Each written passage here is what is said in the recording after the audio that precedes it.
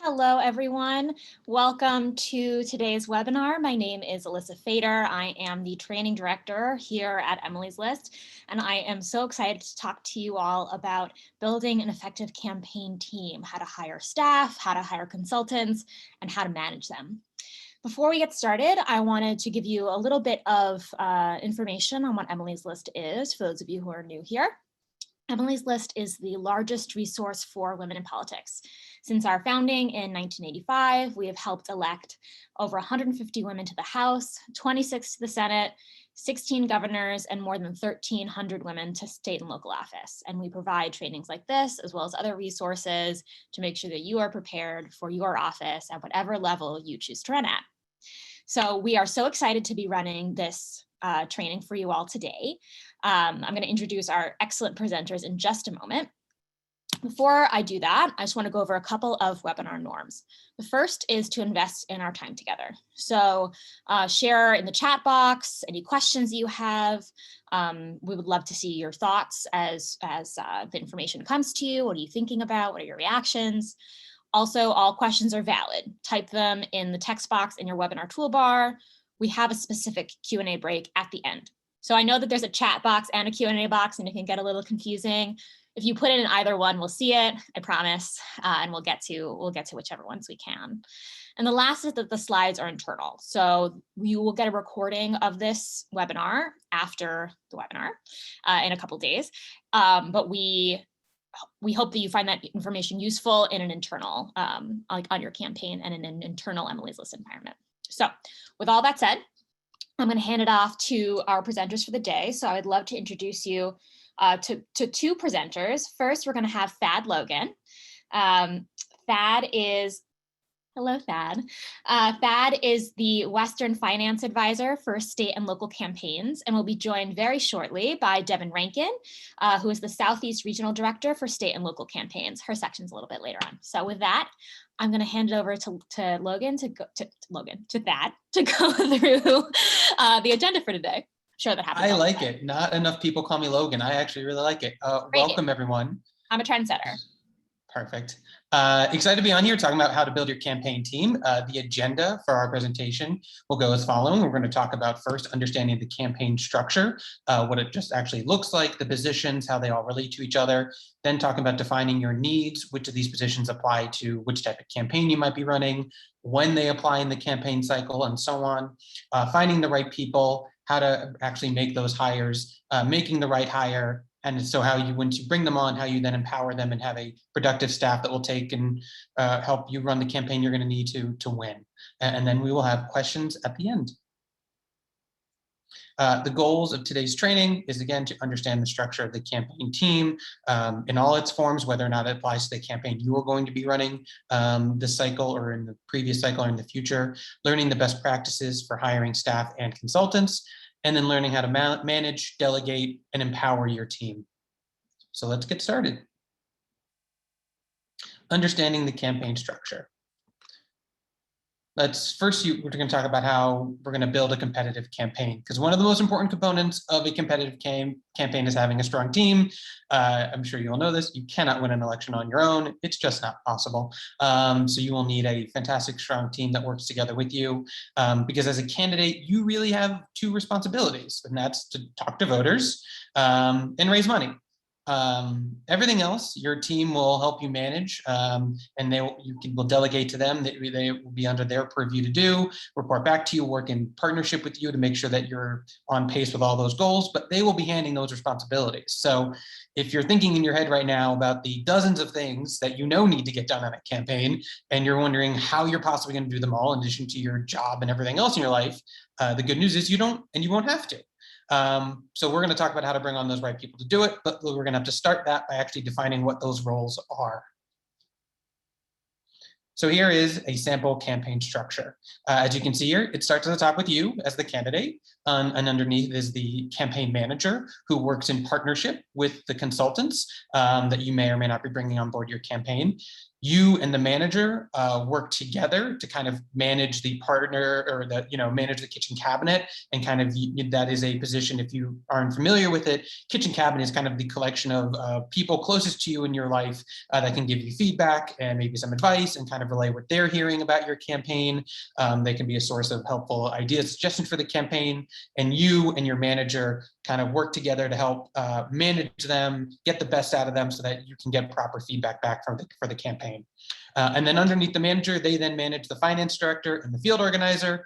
And then underneath the finance director is the call time manager and treasurer. So this is a pretty robust campaign structure. And you may not need this, or frankly be able to source all these positions through volunteers if your campaign is small. If you're running for federal office, you will hire your finance director before your campaign manager. And that's so you can actually raise the money to bring on a campaign manager. And we'll talk about when that's how that works in a bit. If you're running on the state and local level, which is what I work a lot with, your manager may often and will likely be the only paid staff and will kind of help you manage everything. Every department, every aspect of the campaign, they will kind of be a Renaissance person who does all those things and juggles multiple hats that way. Other roles maybe possibly be filled by volunteers, and we can help explain what some of those are. Some great, usually helping fill like envelopes or thank you notes, stuff like that to help with that. Other positions and other responsibilities can also hopefully be supplemented by, say, caucus staff if you're running for a state legislative position. They have staff on their caucus that work for the caucus that can kind of help assist in some of those other positions that you won't be able to hire on full time. So let's dive in and explain some more of these positions themselves.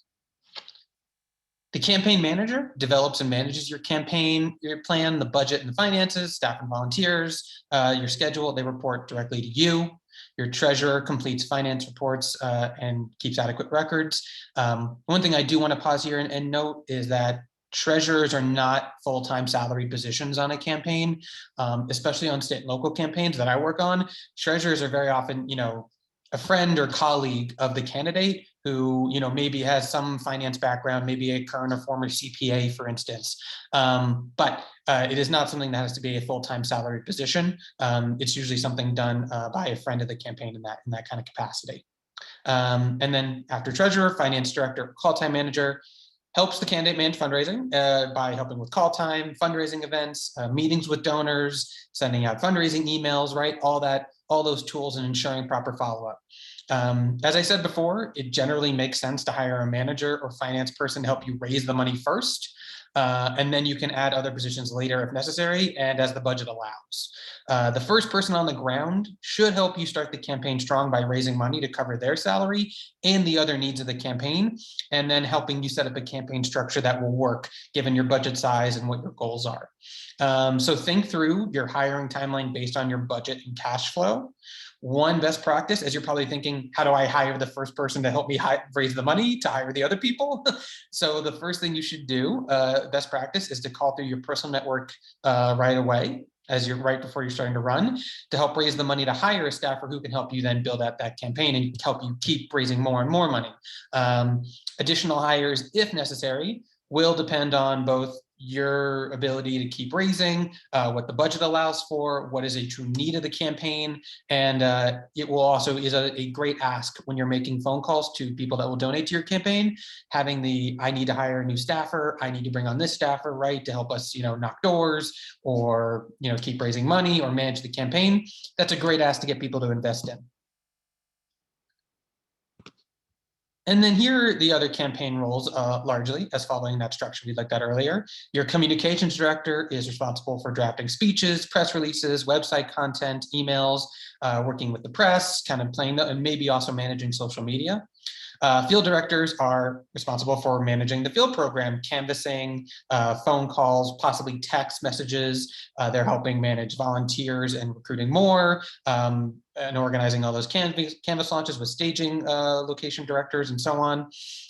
Again, if you're running on the state and local level, it is highly unlikely you'll need a communications director, and it might be possible that you also might not be able to bring on multiple organizers. Possibly you might be able to bring on a field director, right? but it is definitely unlikely that you will need a communications director, just given the size of your budget. That doesn't make those responsibilities defined here irrelevant to your race. It just happens less frequently that they can be folded into the campaign manager's workload as they come on, as they occur. Additionally, if you're running for a legislative race where frankly there's no competitive primary, then there should also be caucus staff, communications director there that can help advise in these areas to you and your staff as well. Right, if you're thinking about now, if you launched your campaign tomorrow for an election, in 2022, there's not a lot of press responsibilities that have to be managed, and those probably won't accelerate greatly. They will occur, but that will also be something that can just be folded into your campaign manager's workload. Right. And now that we've kind of gone through the structure and the overall roles of those broad positions, I'm going to hand it over now to Devin to talk to you about best practices.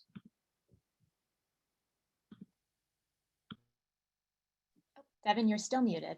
I got it. I am now here. Hi, everybody. I'm Devin Rankin. I am the Southeast Regional Director for State and Locals with Emily's List. And I'm here to talk to you a little bit about best practices for hiring staff and consultants if you're a campaign that is going to bring on consultants. So we've got a few tips and tricks we want to cover with you guys today. So first and foremost, sit down, spend a little time, think about a campaign budget. Think about how much you can realistically raise for a campaign the size of the campaign that you're running.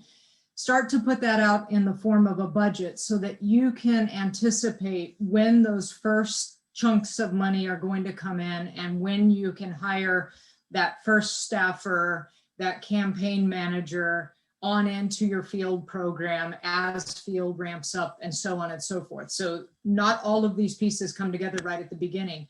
As Thad covered a moment ago, these first few weeks may very well be spent with yourself and maybe a volunteer or an intern or a family member who can help you go through your personal Rolodex to start making those initial fundraising calls. We have tons of resources available to help you learn how to do that and spend time on the front end, getting your list together and making those important first fundraising calls to get that money in the door so that you can then hire a call time manager, bring that person on and either train them up to be a campaign manager or then raise enough money to bring on your full-time campaign manager and the rest of the team. You're going to want to put together a competitive campaign and have those staff members on your side so that you can delegate and use your time efficiently, as Thad said, talking to donors and talking to voters. We like to suggest when you're budgeting for your team, planning about 7% of your budget overall for the staff. Now, some of the smaller campaigns, that may be zero. You may be working purely on a fundraising operation and not have a staff budget. For a larger campaign, you may have a larger percentage of your budget being invested on more expensive staff, larger salaries. But in the end, protecting as much of your budget for voter contact as possible, keeping things lean on the campaign staff side of things, but not hobbling yourself. Going back to that idea of running a professional campaign and a strong campaign, you're going to have to invest money in folks to help you out so that you can adequately talk to voters where it's possible. So think that through and make sure that you're planning and budgeting. Make sure, number two, that you're clear on what you need from your full-time, your part-time, interns, volunteers. Make sure that they know what their jobs are, that you have job descriptions for them, that you really mind once you've assigned them those roles, that you really make sure that they are staying in their lanes, working with each other, but really that you're on track with them and know what responsibilities they have so that you guys can manage the team together. Be mindful of hiring family, close friends. Campaigns are stressful. I've seen numerous times in the work that I've done over the years, maybe a mom comes on payroll of a sitting elected official who's running for another position. It ends up just looking strange and uncomfortable. It's hard to blend those things and make them work. Sometimes they do, when friends get on board. I've also seen TV personalities hired to be comms directors on campaigns, and sometimes the professional experience doesn't translate to the campaign experience. So really make sure you're nailing exactly what you need and that you're finding the right skill set for the jobs that you need filled on your campaign. As you're looking for the skill gaps that you don't have and that you need filled, really think about the right fit for your campaign. For instance, somebody that's worked on a statewide campaign or a bunch of statewide campaigns probably aren't going to come down and work for a school board race. So look for folks that have maybe managed a school board race before that would want to get another one under their belt. So be specific about what you're looking for and the kind of person that you're looking to hire.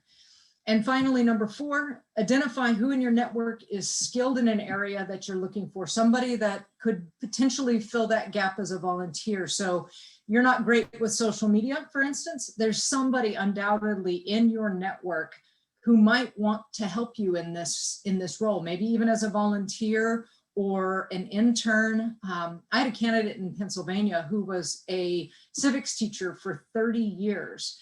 And her campaign team last cycle was filled with these awesome graduates and high school students from that same classroom that she was in, and they were filling all the gaps on all the different pieces that she needed help with. So think through your own universe and who might be able to step up and help you fill those pieces. All right, continuing, more tips. Create a hiring criteria that isn't solely based on credentials, but on experiences, perspectives, and talents. Honestly, this is probably my personal story. I have a degree in biology, was not expecting to go into politics at all. No political experience. I was involved in some student government, but no political experience per se. But got introduced to somebody. They had a job to fill. I interviewed for the position. They looked at my background and my experience, and I got the job because I was organized, really good at details, and they knew that I could come on board and get involved in the finance program and keep track of donors and keep an Excel spreadsheet organized and do those deep research pieces that needed to be done for the races that I was working on. So give a shot to somebody who might not have that traditional political resume, but is interested in getting involved and has the work ethic and the relevant experience, because most times this isn't rocket science. You can train these folks up and get them to where you want them to be. And frankly, if it's fundraising, somebody's attention to detail is going to be huge in that role. So really think through resourceful, innovative, determined people who have good judgment, and those that are able to empathize with voters and donors that you're talking to. It's really important, and it's a great way to find new talent that maybe wouldn't have come across somebody else's desk looking for just experience in politics. And in that same vein, post on different job boards and social media platforms. Let your folks share it far and wide in your community. Make sure that you are throwing out a wide net, because you're gonna get a more diverse pool of applicants. One of my favorite success stories of hiring myself was a college student. I posted back in the day when Craigslist was a place, so this is aging me, when Craigslist was a place where you would post jobs. I'm not sure that they still do that anymore, but I posted it on Craigslist, and I found a young LGBTQ AAPI individual who came out of nowhere, no political experience, no background. We hired him to come work with us.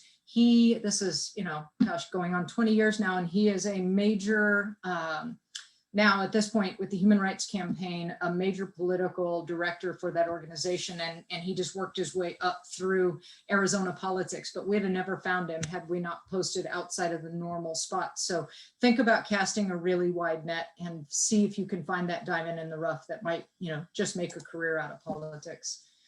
As you're interviewing, make sure that you go ahead and standardize your interview questions for the skills that you're trying to hire for. Really, when you're talking to these folks, a resume only tells you so much.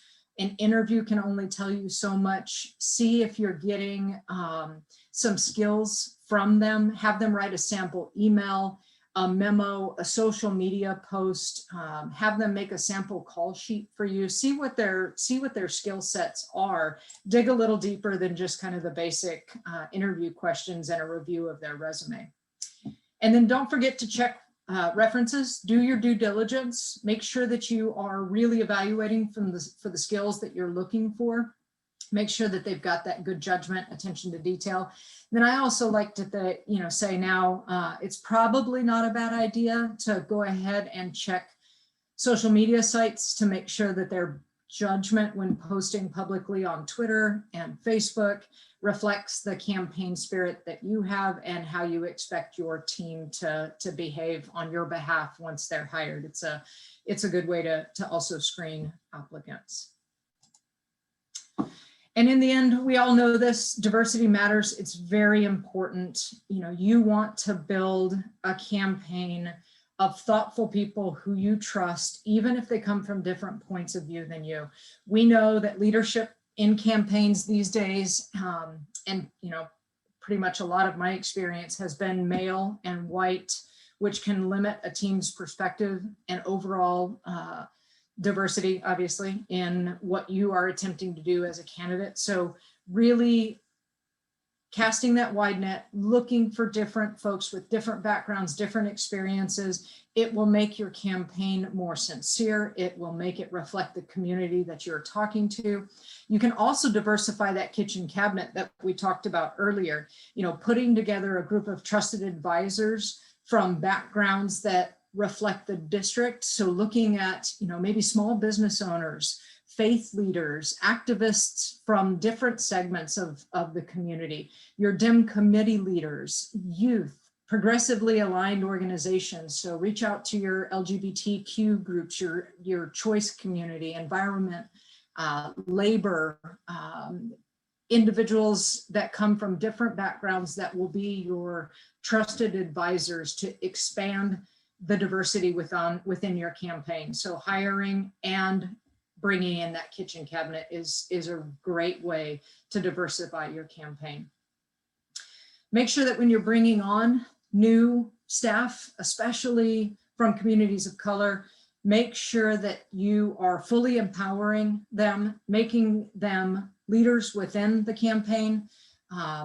If you're bringing on interns where possible, providing stipends for interns. I've seen it happen all too often on campaigns where we bring folks of color into our operations and then relegate them to field and unpaid internships instead of empowering them into leadership roles and giving them opportunities to grow and expand their own experience through your campaign. So be mindful of that.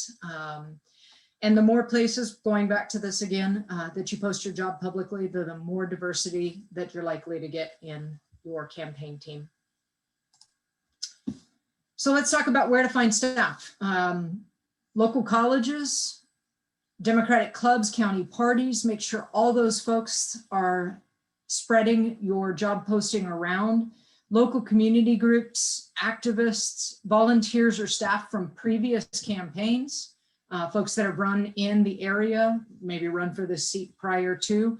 There's also larger listservs such as Jobs for the Left, Progressive Exchange, or Inclusive.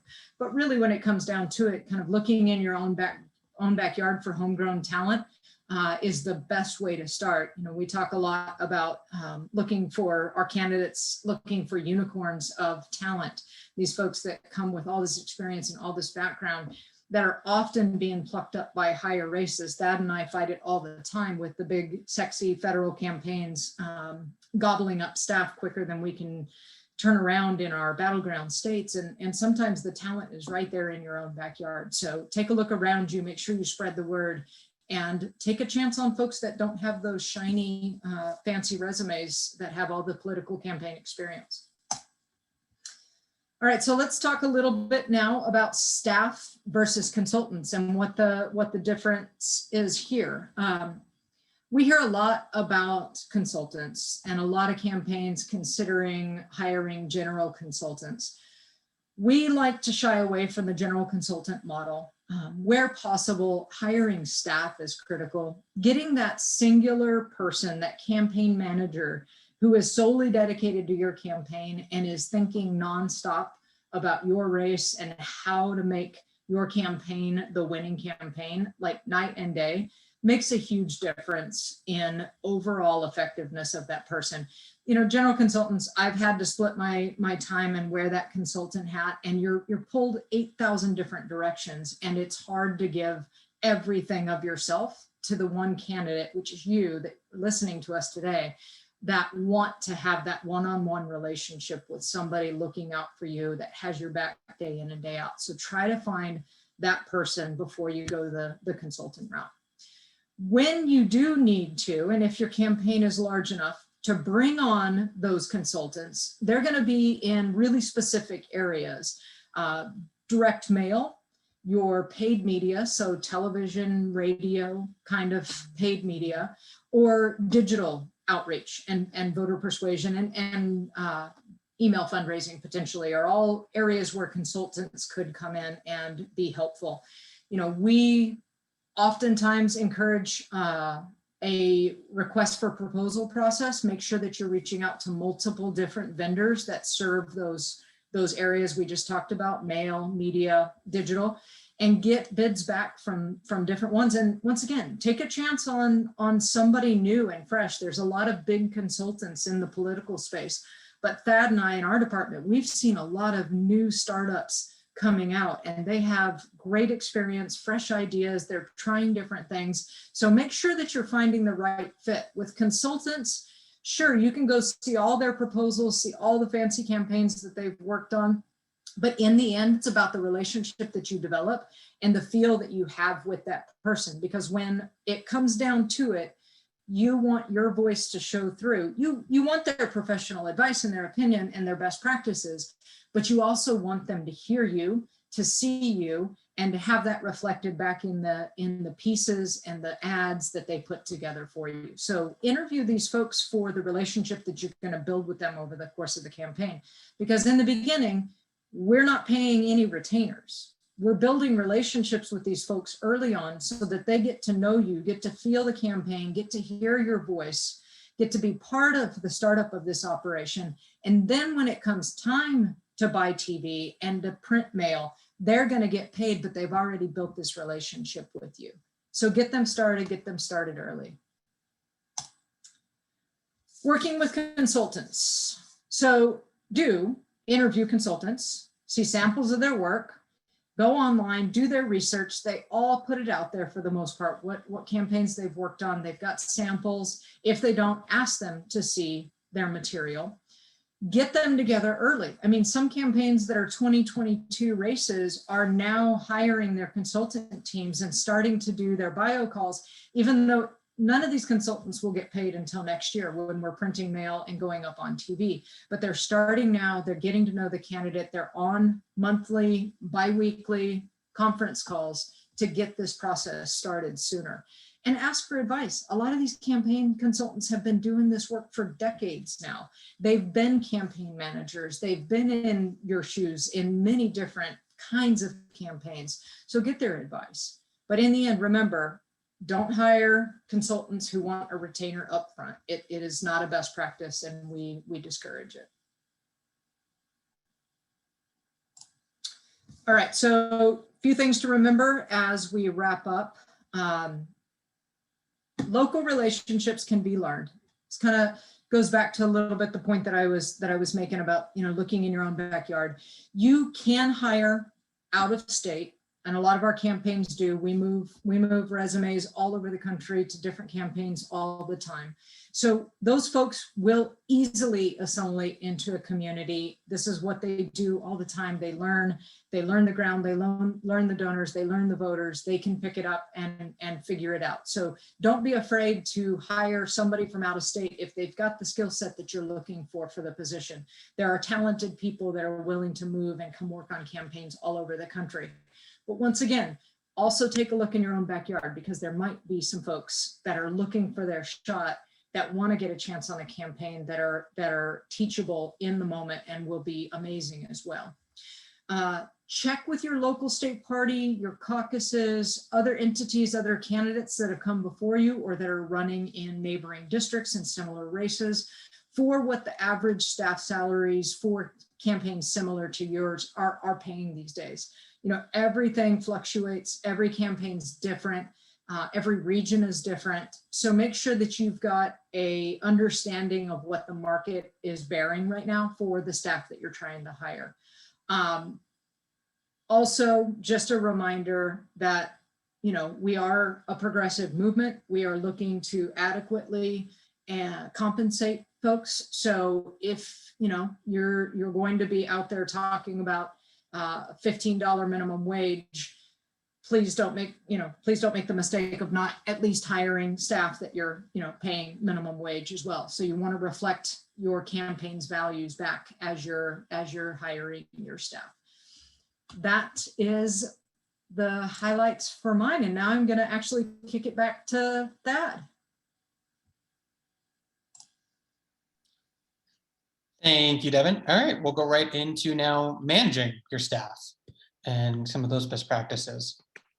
So the first is kind of know your role within the campaign, as we kind of showed in both the chart above about the campaign structure. As a candidate, it's not your job to manage most of the staff. If you're having, you know, if you're able to have the staff that is outlined in that structure to some degree, where you have a finance director and a call time manager, you know, your finance director is going to report, your call time manager is going to report to your finance director, and your finance director is going to report to your manager, right? So if there are issues, or when it comes to tracking and delegating weekly responsibilities, you know, your manager and your finance director will take care of that for the weekly and monthly tasks of your call time director, for instance, right? Trust them to do those jobs and delegate appropriately. They will, of course, report back to you so you have total clarity on what the campaign's doing and what the priorities are, but let them take those and address those and start setting those. As a candidate, your job is to listen to your campaign manager. If you've kind of done this properly and you've hired a truly great campaign manager, it will feel more like your partners than they are working for you, for instance. You'll feel like you are truly collaborating with each other. You both are on this kind of the same wavelength. You both know how to communicate very well, right? It'll feel more like a partnership and collaboration. And then additionally, it is your job to set organizational culture, be a public person, and fundraise, always fundraise. You know, good candidates drive the campaign, meaning that they set the tone and expectations around behavior, culture, and just the overall goals. It doesn't mean you have to be in on the weeds about every issue. You should always be expecting to hear information about the campaign and your own campaign and all these aspects. But especially if you also have a job, and you're also, you know, have family and just have other responsibilities, you'll just find quickly you don't even have the time to get into a lot of these smaller things that maybe you even would love to be kind of in every conversation of. You'll just find you won't have the time. And at a certain point, you do want to take the staff you've trusted and let them go off and do that work. So that leads us right into the second point, which is hiring a manager you can trust, and then trust them to do their jobs. When we say hire a manager you can trust, we don't necessarily mean hire a friend, even though you do trust them.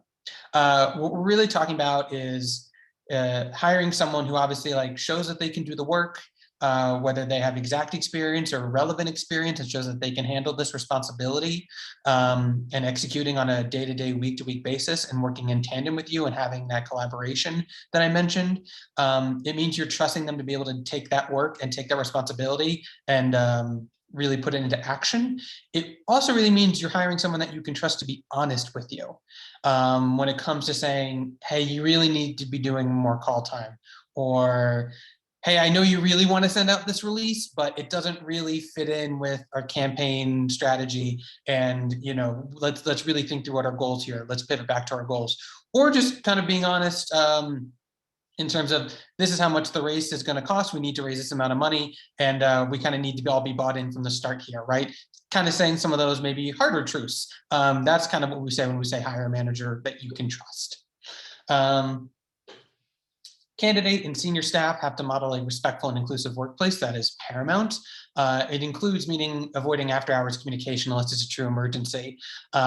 There's obviously a long-standing kind of culture in campaigns, given that how time-sensitive everything is, given how quickly things need to happen, how quickly things need to adapt and change on the fly, that it leads to a 24/7, everyone's in the office until late at night type culture.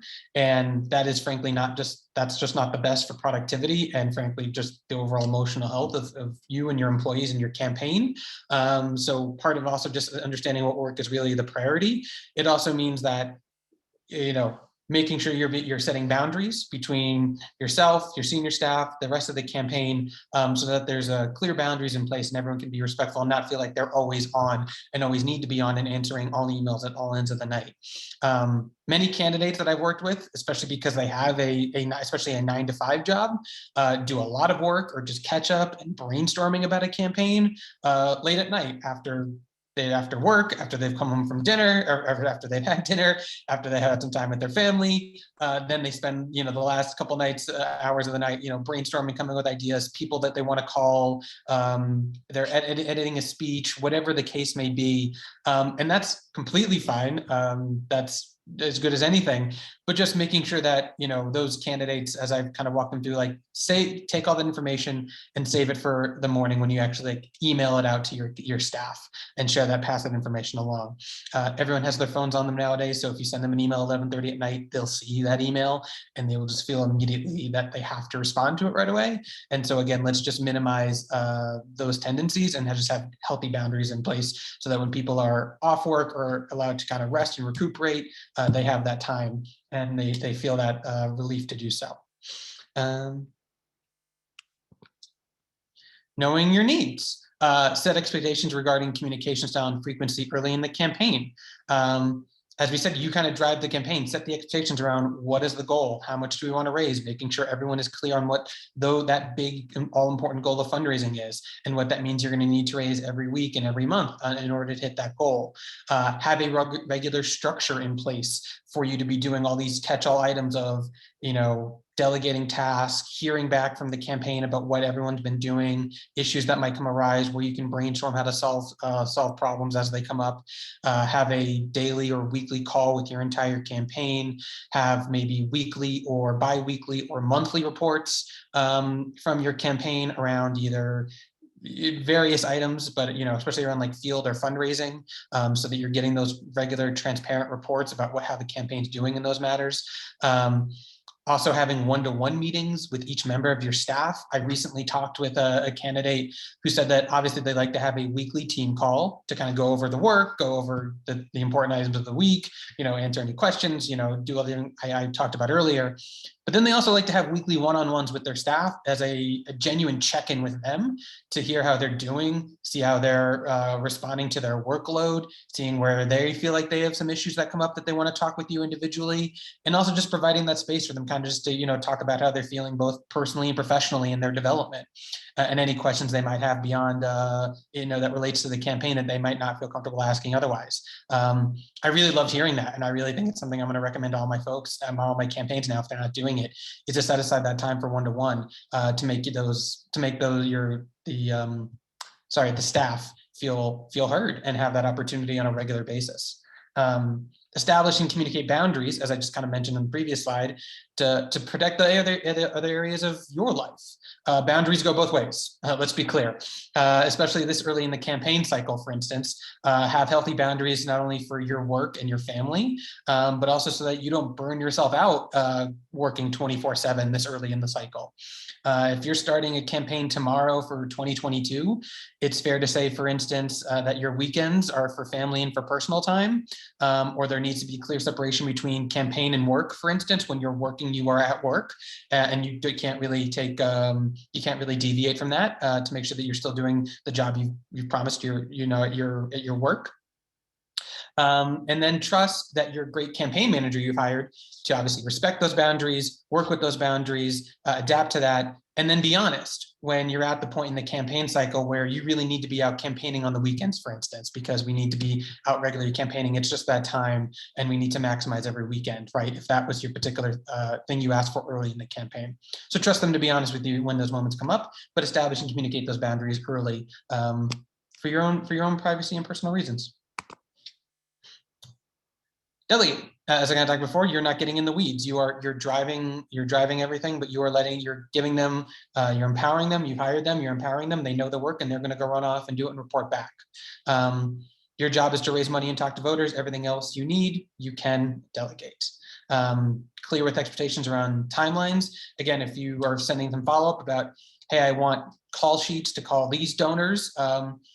Trust that when you come to call time the next time, they're ready to go, and don't be following up every couple hours or texting or something like, hey, are they ready to go? Hey, are they ready to go? Trust that they will have those ready by the next call time. Trust if there's any outreach you've asked them to do, that you will check in your weekly meetings or maybe even in those one-on-ones, and they'll report back. So if you kind of have those weekly reporting structures set up, those will be your clear and set sufficient timelines where you can expect to hear back on those items that you've asked them to do, whether it's a short-term or long-term item, right? You set those times for you guys to talk about those, and you can set timelines for when those items need to get done. Delegating can be really hard for everyone. It's especially hard for highly driven, meticulous, and also a little ambitious people, which describes a lot of people who want to run for office. I think that is a pretty accurate description. And that's a good thing, but your job is to set organizational culture, be a public person, and fundraise. And if you feel like I've said that a couple times, it is because that is the one thing we definitely want you to take away from this in terms of what your specific responsibilities from day one to election day are on the campaign. That's it. When looking at a task, ask yourself, do I need to be the person who does this? If the answer is no, delegate. And then once you delegate, trust they'll do it, and avoid the natural interest to keep checking in or all that. Have those regular check-in times to discuss the work, and trust that it will be done.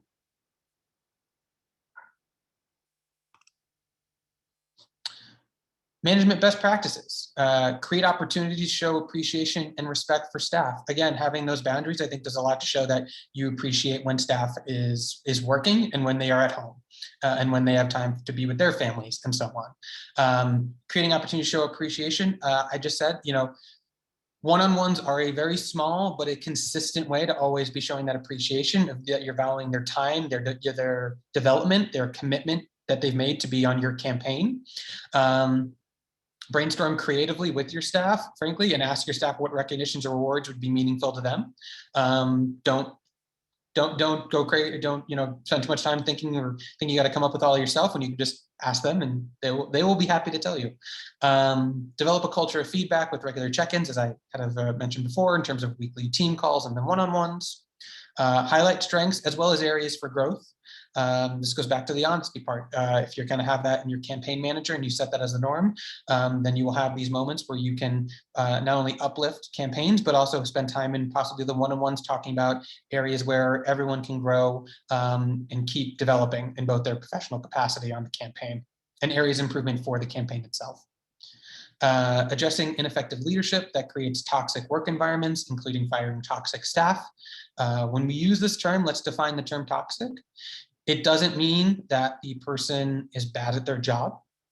Toxic means that they are making other people bad. Toxic means making other people bad at or suffer through their jobs by creating or fostering a culture of fear, intimidation, or abuse. And that is another one of those culture items and behavior items that it is paramount that you set the tone for, but also creating opportunities for people to come forth and share those and be honest about those, so that you can remove those toxic elements from your campaign.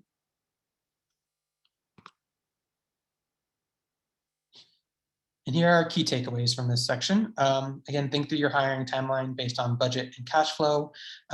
Most candidates campaigns that are starting this early are doing it because it's going to take time incrementally to raise the money you need.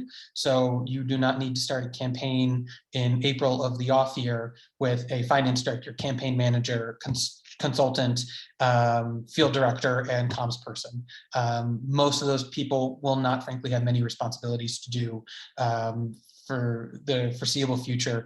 And you also will not be able, that is a lot overhead to have in your budget for those positions. Hire manager you can trust. Again, we're not saying it can't be your friend, but when we say trust, we really do mean trust to be accountable, trust to do the work, trust to be honest and to be candid, and trust to be transparent. That's kind of what we say when we mean that trust and define that term. Aim to diversify your staff and kitchen cabinet and bring in different perspectives. Again, that's key. As we said, as Devin said earlier, campaigns have often looked very white and male. And I can tell you, and you are very well know, that we have a very limited perspective, and it's unfortunately been a dominant one for far too long. So make sure that you're reaching out, especially to make it representative of both your community, but also provide that diversity of opinion and bringing that into the campaign. Previously, I worked on a fantastic campaign that not only had a commitment from the senior staff and the candidate on down of diversity, but they also had a very strong belief of bringing people that typically did not work on campaigns, and this might have been their first campaign. And it brought in a lot of great perspectives that me, as the typical campaign person, was saying, here's how we do this. And they would just kind of ask why. And it was great for me to catch myself and be like, yeah, does that really actually work for this race in this district, in this community? Does that actually work? Isn't there a way maybe there is a way we can change this and tinker this and adapt it a little bit better? And it made our campaign a lot better. And it was something that I personally never would have come up with. And I appreciated them being on the team to make us stronger that way and having them in the room with us. Communicate expectations and boundaries to create the optimal experience for you and your staff. Again, as we said, setting those boundaries and expectations early around not only just goals of how much you want to raise, but culture and behavior, and when people are working and when people are not. And now I think we will take some questions. Oh yes, it's Q&A time. Hello, friends. Nice to see you again. So we have a bunch of questions, including some that that you all texted in. Not that and Devin, you all in the audience texted in earlier today. So I'm going to start with those while you put some more in the Q&A box, and we'll get to as many as we can. We have a lot, so forgive me if we can't get to you. Okay. First question, and Thad, why don't we start with you on this one? Who is the first person or role you should hire for a campaign team? It is pretty much always a finance director. I would say that's true, especially if you're on a congressional race. That is true. If you're on a state and local race with a smaller budget, you're likely hiring a campaign manager who will do mostly finance work on the campaign. So the role you're hiring is finance. If it's a campaign manager or finance director, that might change a little bit. Great. And do you need a treasurer before you are able to hire those folks? Usually when you go to file your committee with your Secretary of State or with whatever office that is legally overseeing the race, you will have to put in a treasurer role. So you will need either a chairman or treasurer on board when you go to file the committee itself. So yes. Devin, anything you want to add? No, I think that's right. You know, treasurers, a lot of states have treasurer training. So if you have somebody that is kind of inclined toward numbers or has a CPA background, but doesn't know what they're getting into, most states provide that treasurer training depending on what level you're running for at the state and local.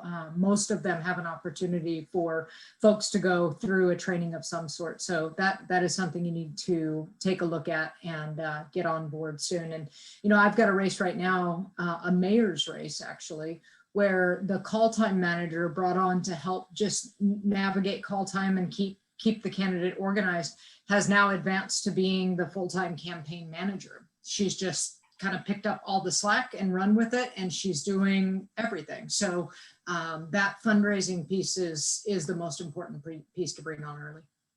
Yeah, and speaking of that, Devin, we actually got a question off of what we were talking about in terms of treasurers earlier.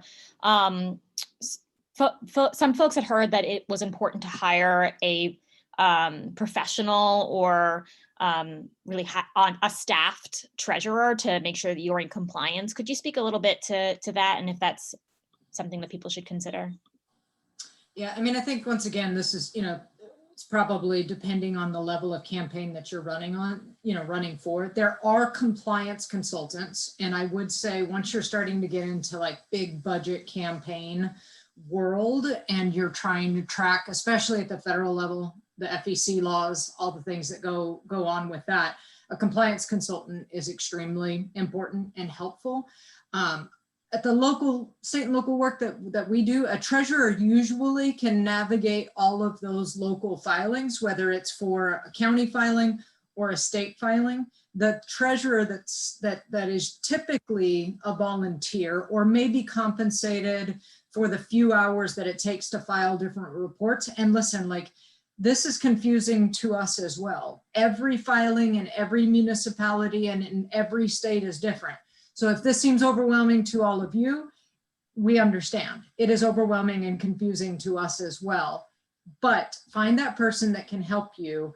Most of these municipalities post their rules and their laws, and hopefully a lot of them have treasurer training as well for that person that can help you out. And if you want to kick them some bucks to help you file those reports for the fundraising requirements, if there are any fundraising requirements, you know, definitely, I think there is some small compensation, but you shouldn't make them a paid member of your staff that's getting some kind of a salary. Awesome. Thank you.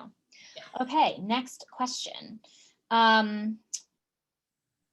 Devin, what advice do you have for dealing with pushy consultants, people who want you to go in a direction you're not comfortable with, or are otherwise trying to get you to buy in some capacity you're not ready for? Yeah, I mean, listen, if you've got a pushy consultant, it's probably not the consultant for you.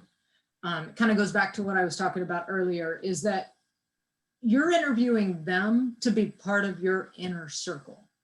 Yes, they come with all of their experience and their shiny tools that we don't do, right? We don't make TV, we don't do direct mail. Like, they come with all these shiny, fancy things that we need as part of our campaigns.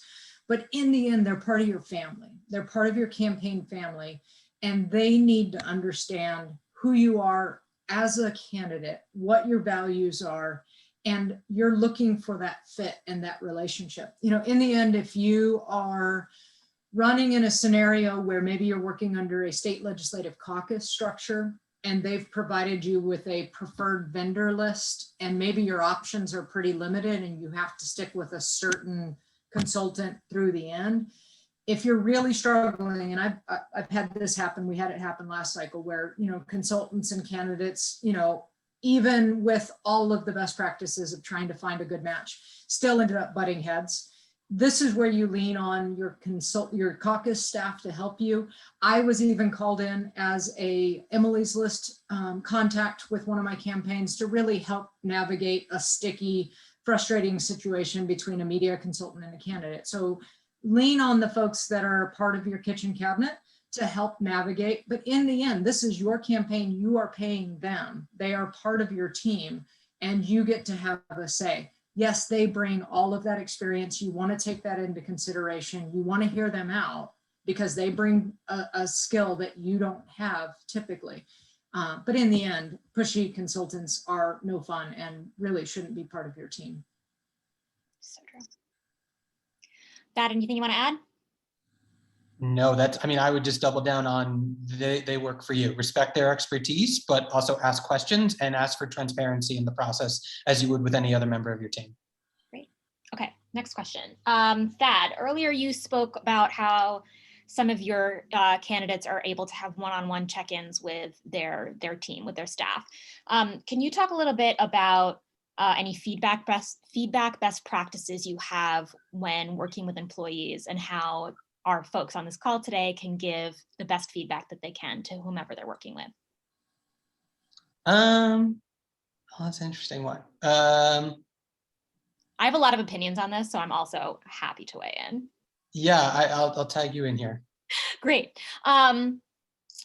So as I'm a community organizer, we spend a lot of time giving feedback to folks, and this is a particular area of passion of mine, so I'm very pleased with this question.